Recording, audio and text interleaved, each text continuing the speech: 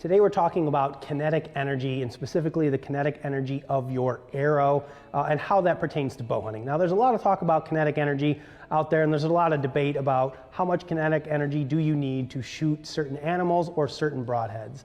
You know, when it comes to bow hunting, the more kinetic energy you can have, the better. And kinetic energy ultimately is explained as the amount of energy that an arrow possesses when it goes from 0 to however fast that arrow is traveling, right? The more energy that that arrow has into it, obviously the better it's going to penetrate the animal when it eventually hits it. Now, when you look at kinetic energy, it is a direct correlation of the mass of the arrow, which is how much it weighs, and the velocity of the arrow, which is how fast it's flying.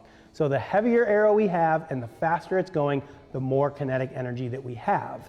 So when it comes to bow hunting, you know, there's a lot of different schools of thought out there. What's more important, a heavier arrow or a faster arrow? The current trend is certainly towards heavier arrows. I think bow hunters have come to realize that a heavier arrow has a lot of advantages to it. Number one, it's going to quiet your bow down considerably because it's absorbing more of the energy from the shot. It's also going to produce more kinetic energy, have more momentum, and hopefully better penetration. It's also going to be quieter in flight than a lighter arrow. So the pursuit of speed in the bow hunting community isn't quite what it used to be. However, speed is still important because we are shooting at animals that have a tendency to move when we shoot at them. So the faster we can get that arrow there, the better.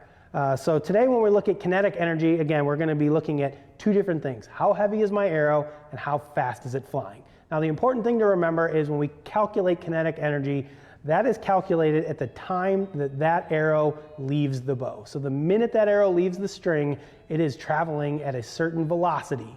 And the farther out there it gets, the slower that arrow goes. So your kinetic energy is dissipating almost immediately after you shoot your arrow. So it's not exactly the most precise calculation of how well it's going to penetrate once it hits the target, because that's a factor of how far away that target is and how heavy the arrow is. But it is a good general guideline for, you know, can I be shooting a really big expandable broadhead with this arrow combination based on my kinetic energy. So when we look at the particular arrow that I've got here, you're going to need to know two things, of course, to calculate your kinetic energy.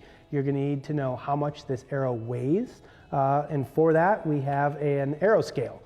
These are relatively inexpensive. You can get them at just about any pro shop. Of course, you can hop onto Lancaster Archery's website. You can buy them there. So you're going to buy a scale that measures in grains. A lot of your arrow scales come with this little holder here, which is pretty handy when you're measuring arrow weight. So we're going to go ahead and we're going to zero this out.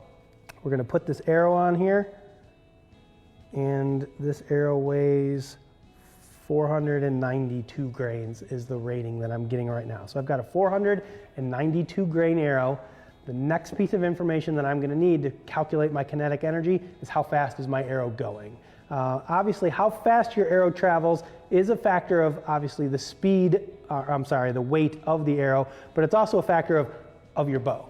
Different bows shoot different speeds and produce different amounts of energy. The amount of energy produced by this bow has got a variety of different factors into it. The most common factors that we can control as bow hunters and archers is going to be how long our draw length is. The longer the draw length you have, generally speaking, the more energy you can create, right? Because you've got a longer power stroke, you've got more force behind that arrow before it leaves the string. So draw length is a factor of how much energy you can create, and of course draw weight. The more draw weight that you pull, the more energy you can create. Now in the bow hunting world, for most hunting situations for adults out there hunting, somewhere between 60 and 70 pounds is really all you need to go kill just about any animal in North America.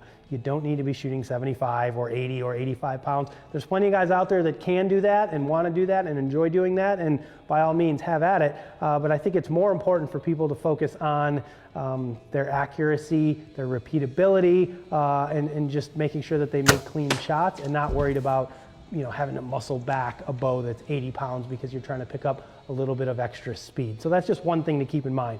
For me personally, this is my hunting bow. It's set at about 68 pounds right now, and I shoot a 29-inch draw, which is probably fairly average, you know, for most adult males that are out in a bow hunting situation. So with this particular arrow and this particular bow, you would need a chronograph to shoot your arrow through a chronograph, see how fast it's going. For my setup, I'm shooting at about 283, 284 feet per second is what I'm getting out of this particular setup with this heavier arrow. Now that you have those two pieces of information, you can go to bowhunting.com, do a search for kinetic energy calculator, and type in the weight of your arrow in grains and the speed of your arrow in feet per second, and it'll kick back a number telling you what the kinetic energy of your arrow is when your bow is shot. Now I've already done the calculations on this particular arrow. Again, it's a 490 grain arrow. I shoot it at about 280 feet per second, give or take. So I'm getting about 87 foot-pounds of kinetic energy out of this particular setup. Now, if you go back years and years to the guides on kinetic energy and what you need to ethically go bow hunting, a lot of them used to list, smaller game animals, and these animals I know aren't small, but in perspective, like antelope, deer, those size animals, they used to say 25 to 40 foot-pounds of kinetic energy is what you need to bow hunt for those animals. And I think that's still an accurate guide, right? If you're a smaller stature bow hunter, if you're a woman, if you're a child, somebody that can't pull, 70 pounds and shoot a 500 grain arrow, maybe you've got a 25-inch draw length and you can only pull 40 pounds, 25 to 40 pounds of kinetic energy is really all you need to kill a whitetail. Obviously, you should be shooting a fixed blade broadhead at that point. But as we get into some of these bigger animals, we start looking at bear, we start looking at elk, maybe moving up into moose, or if you're going to go on maybe a dangerous game hunt, you want the most kinetic energy possible. So 87 foot-pounds of kinetic energy is a ton of kinetic energy for whitetail hunting, which I honestly don't know that there is a point of overkill when it comes to having kinetic energy. You just never know what's going to happen when you release that arrow, and if you can get a good heavy arrow that's flying great for you and is still producing pretty good speeds, that's the most important thing. So again, 87 foot-pounds out of this particular arrow. I would be more than happy to shoot this with any mechanical or any fixed blade broadhead.